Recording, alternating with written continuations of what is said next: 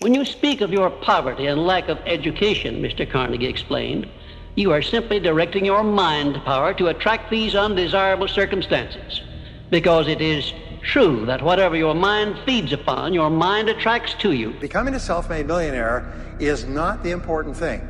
What is really important is the person you have to become a self-made millionaire. You have to become a totally different human being.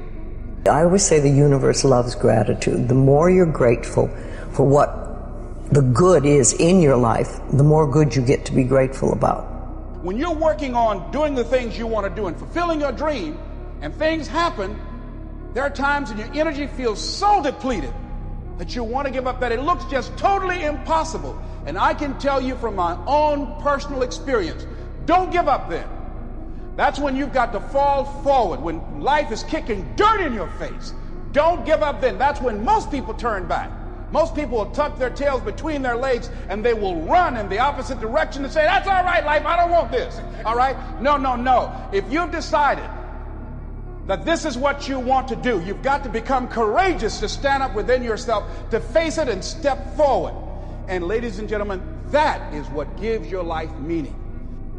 Program your subconscious mind with this automatic conditioned command: do it now, do it now, do it now. The key to overcoming procrastination is to develop a sense of urgency. The amount of emotion that you attach to your visual image. In reality, this is the most important and powerful part of the visualization process. Sometimes, if your emotion is intense enough and your visual image is clear enough, your goal will immediately come true. Of course, the elements of frequency, duration, vividness, and intensity can help you or hurt you. Like nature, the power of visualization is neutral. Like a two-edged sword, it can cut in either direction. It can either make you a success or make you a failure.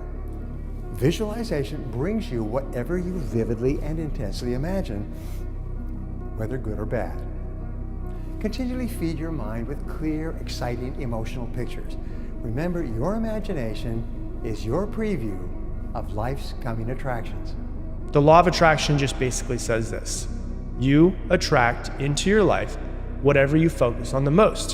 Whatever you believe is going to happen is probably what's going to happen. Whatever you think at your core about yourself is what you are going to manifest about yourself and about the world.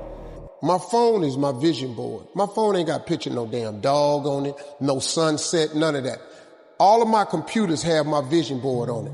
Every iPad, tablet I got, laptop, when I pull it, I have my vision board on it. Because that's the signal I'm sending to God that I believe this is what you're going to do for me. I take stuff, I got to get a new vision board now, because there's a lot of stuff off that vision board that I put on there a year ago or 2 years ago that then came true. I'm telling you, y'all, this how this works.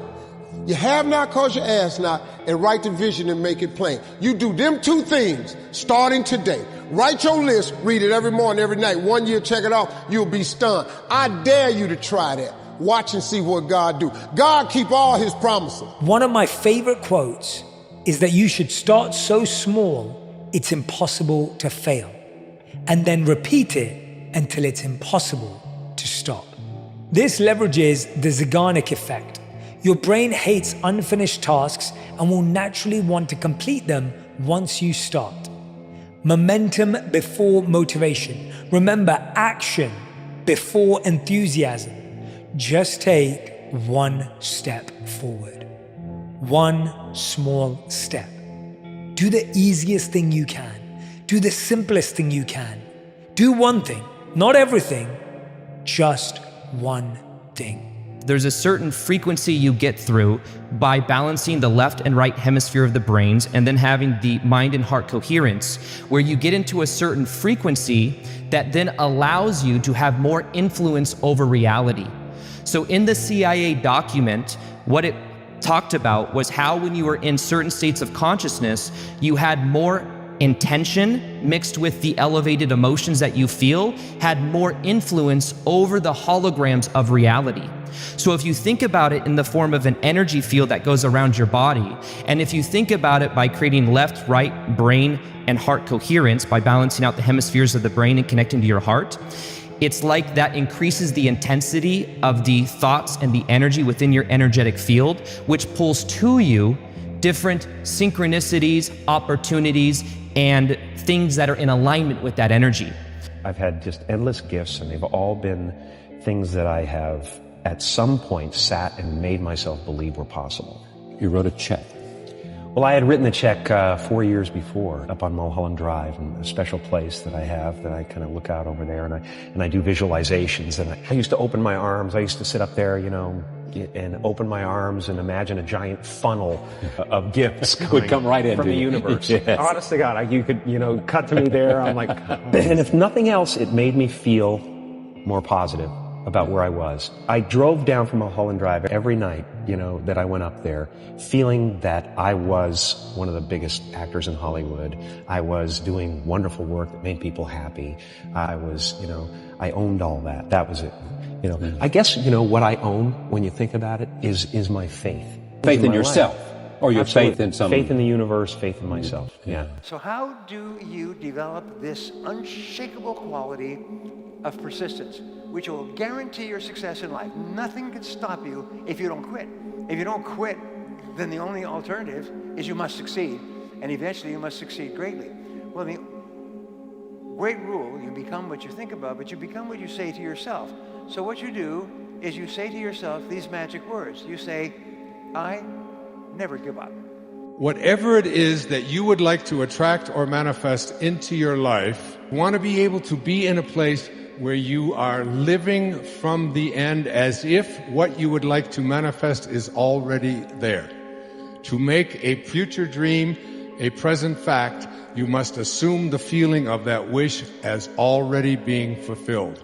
So if it's a job that you want, if it's a relationship that you want, a healing that you want, if it's abundance that you want to attract into your life, whatever it is, you must be able to get to this place in your life where you don't use the evidence of your senses, what your eyes tell you, what your ears tell you, what your stomach tells you, what you see written down, what the internet tells you.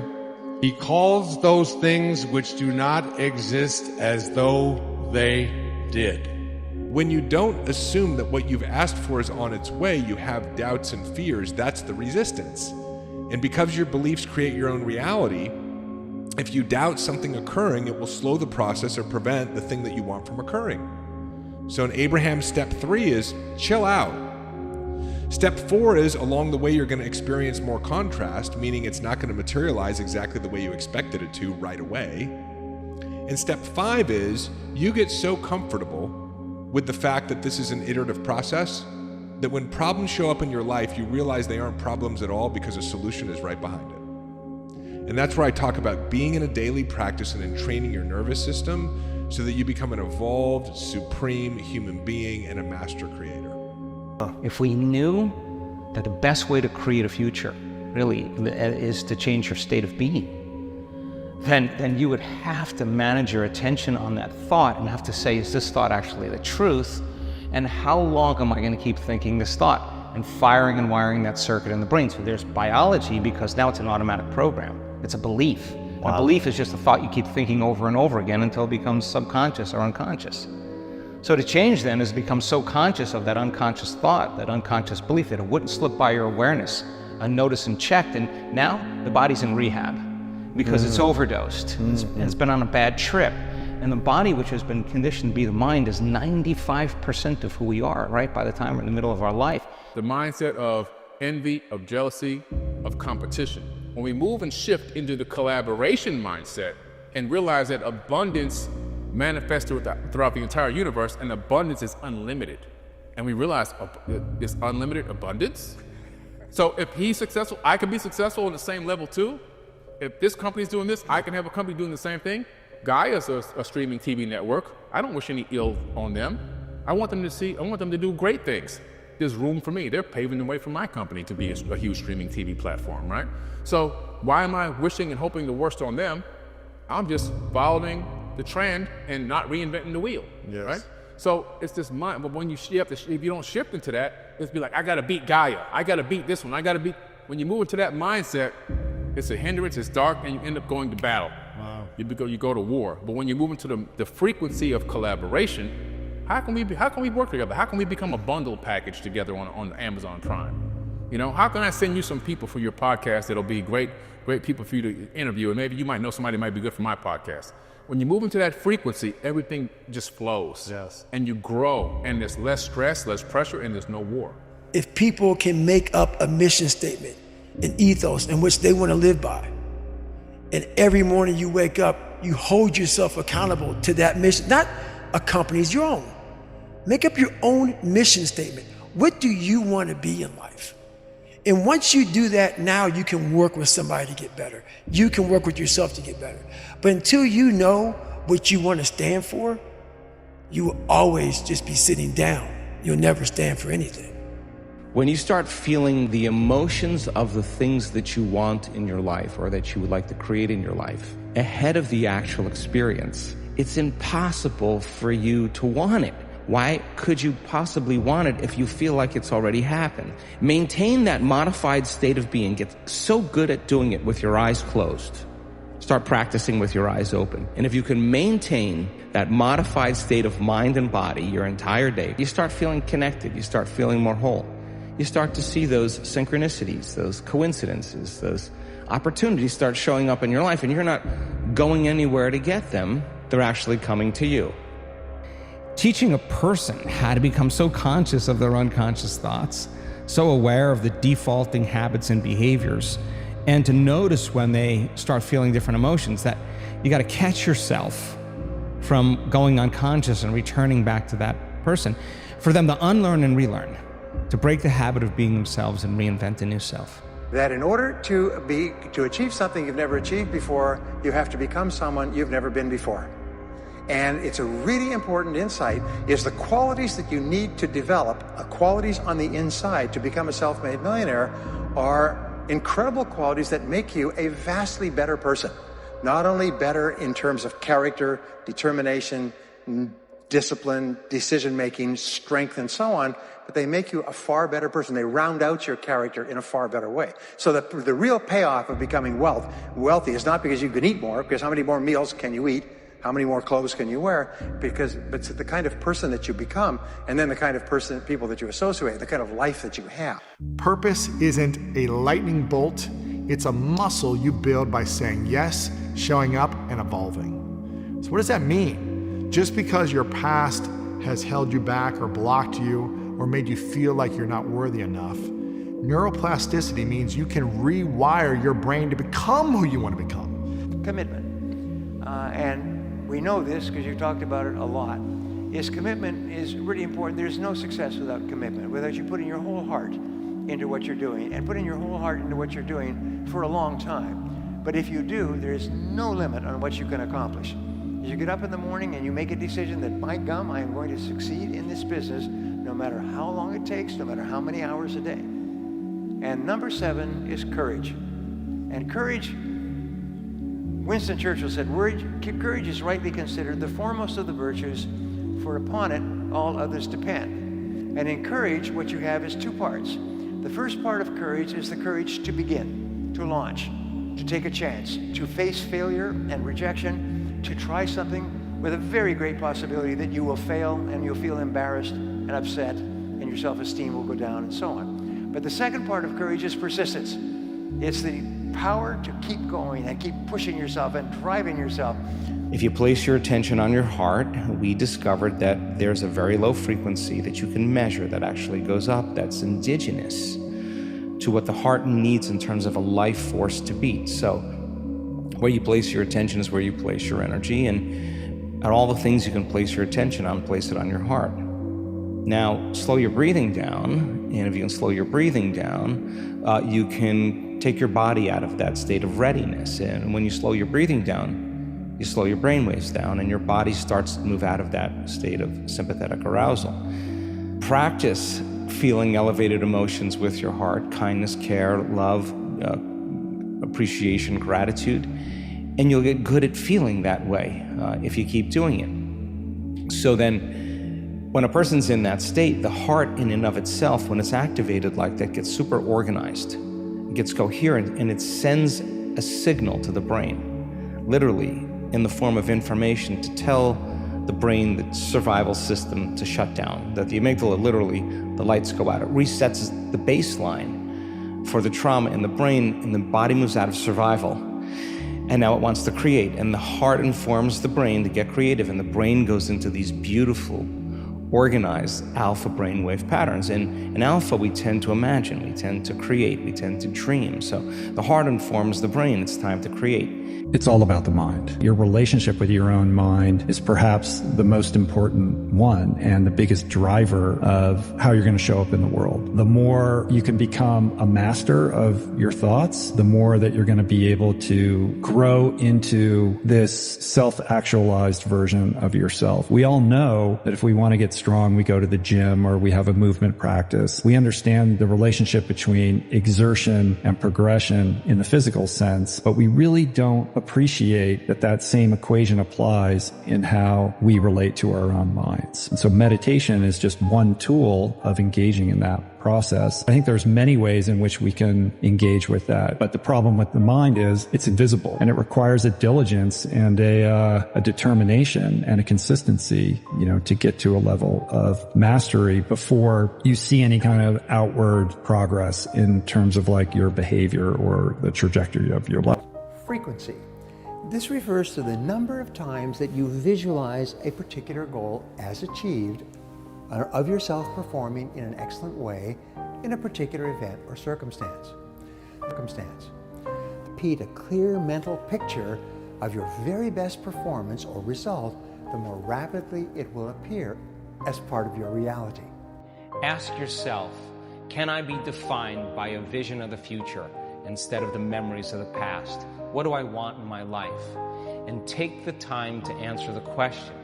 As you begin to contemplate and think about the answer to the question, you're changing your brain. When you make your brain fire in new sequences and new patterns and new combinations, that's the beginning steps of changing your mind. Next, decide on the emotions you'll feel when you begin to create that future. And teach your body emotionally what that future is going to feel like. And don't get up until you begin to feel those emotions. When you see something that creates a feeling within your body, let yourself say, oh, so that's where this belief came from. And realize that you're finding a treasure. Because if you don't know where this came from, you'd just be operating on automatic for the rest of your life and wondering why things aren't working for you, or wondering why you're always having the same experience. Well, I know why you repeat negative experiences. You're creating them because of some belief in here, and that belief came to you when you were very little. Science and psychology have isolated the one prime cause of success or failure in life, and it is the hidden self-image that every person has. Do you know it controls our life just as certain as our mind controls our heartbeat? Now, to remake that hidden self-image for success and fulfillment, to build a winner's image, is to remake our life. If you're wondering what kind of a self-image you have, it's not difficult to figure it out. All it's required is for you to take a look at the various aspects of your life. Take a look at the results you're getting, possibly your relationships, your income, the position you hold at work, the type of business that you're operating with. Take a look at your own personal appearance. These are all the results. They're the outer expression of the inner image. I can do what I've been dreaming of doing, giving back to people who have given so much to me. I just wanted to give it back and help out and just do that. And my mother and father are still young. Now they have their feet up, they can relax, they are in a new place, so it's good. That's something I always dreamed of. I always visualized what giving would feel like, giving to people who have given to me, what that would feel like. I always dreamed of just showing up one day and be like, here. And that would always give me like good feelings. I feel to be at the pinnacle of any game, in any, whatever you do, you've got to be a little bit gone to it. You're not all there. You've got to be almost insane to your craft. Not a lot of people can understand that. That's why I don't know about nothing else.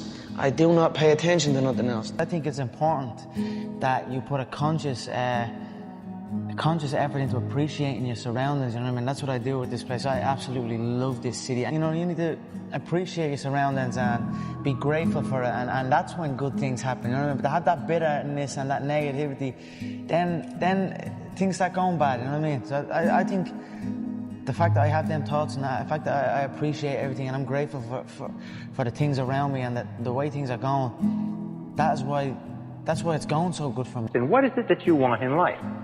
Once you've asked yourself what it is you want in life, then you can look around your world and you can determine what is right for you and what is wrong for you. What does that mean? It means that everything that moves you toward what you want is right, and everything that moves you away from what you want is wrong, but everything counts.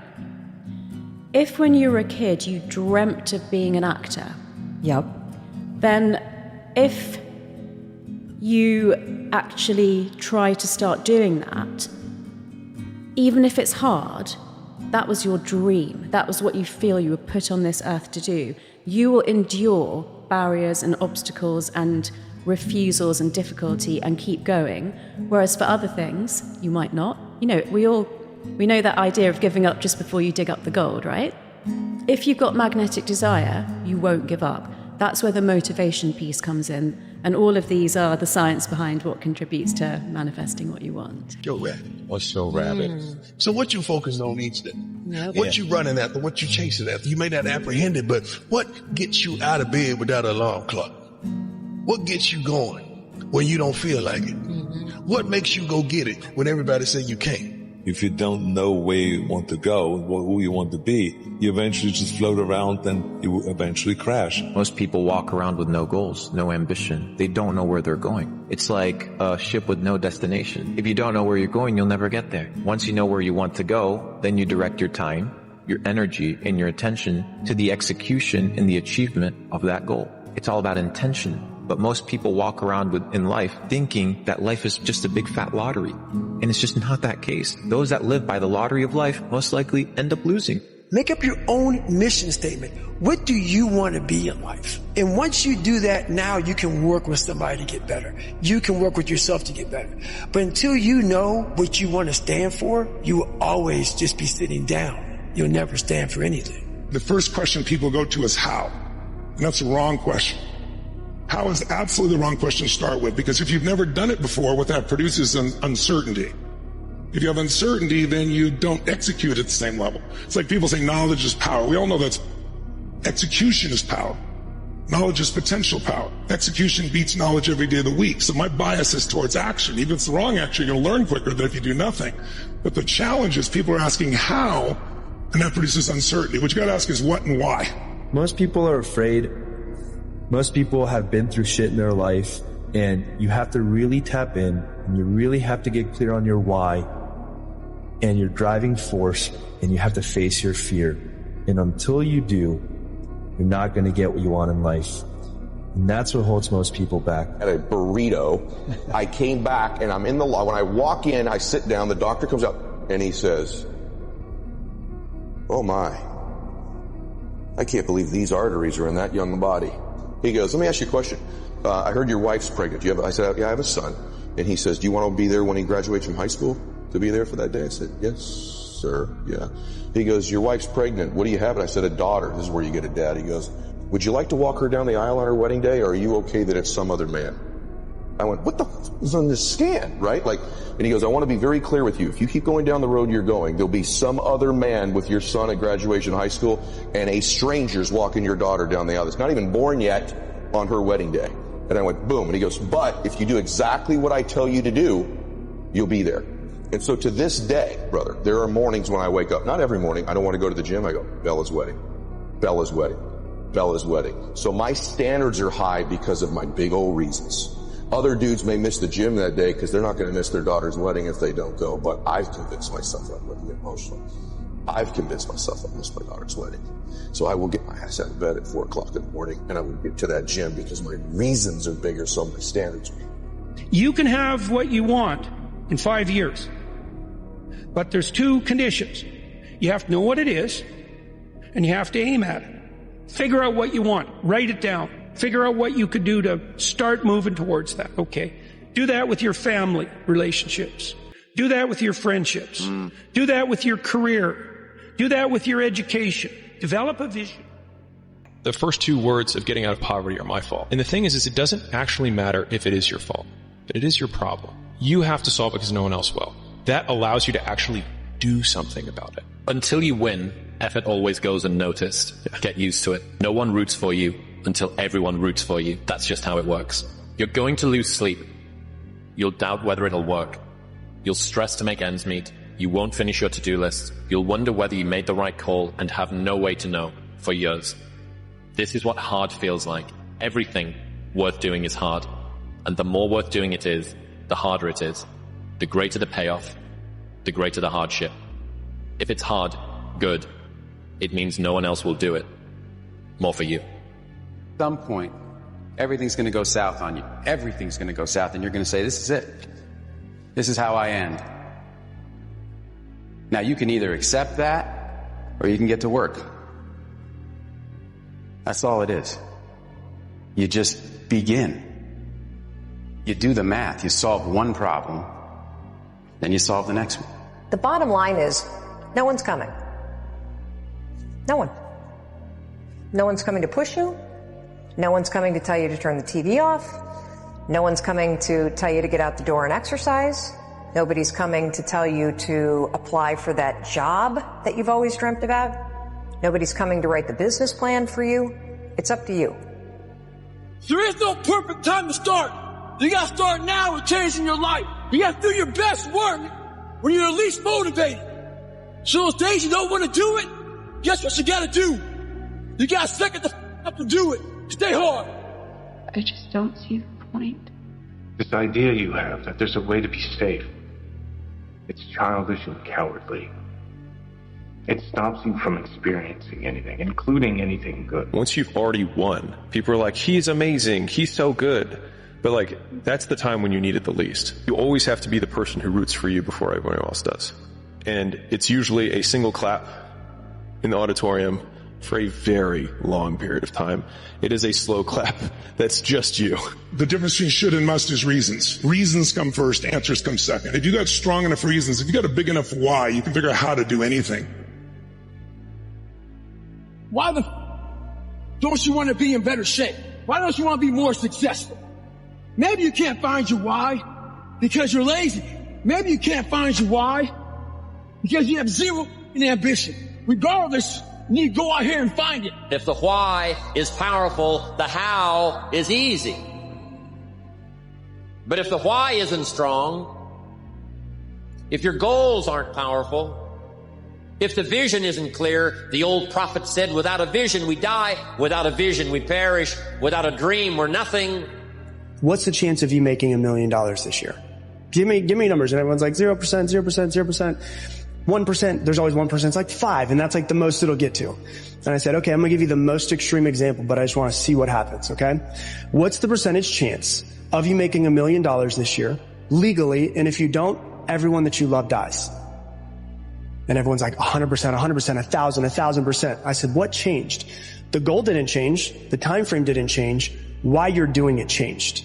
Would you wake up in the morning if everyone that you love's life depended on it and be like, yeah, well, maybe I should scroll on TikTok for a little while? No, you'd be like, I'm going to take action immediately. And so it doesn't need to be like a fear of losing everybody, but what's really behind that is like, why? So you never wanted a regular type life? Is that barbecues and ball games? Yeah. If you want to feel like your life has meaning, if you want to go to bed and sleep with a clear conscience, if you want to wake up in the morning looking forward to the day, purpose is a more meaningful, more reliable category than happiness. How do I know? A lot of people, when they think of the phrase, how do I know, they always want to put the what behind it. How do I know what I'm supposed to do? The question that you really should ask is, how do I know why I'm here? Because when you know your why, your what becomes more clear and more impactful. In order to be successful, you need to have a powerful why. Why do you want to be successful? Why do you want to achieve great things? Why are you doing the shit that you're doing on a daily basis? Why? I ask people this on a daily basis and everybody gives me these generic answers. Because I want to help people. Because I want to give back. Because I want to live a happier life. Why? What's the why here? Why do you want to do these things? Why do you want to feel this way? Why do you want to help people? Why do you want to give back? What's the reason? If you don't have a powerful reason, you're never going to reach your goals because you don't have something that's pulling you towards them. You don't have something that's going to wake you up before your alarm goes off. That why is everything.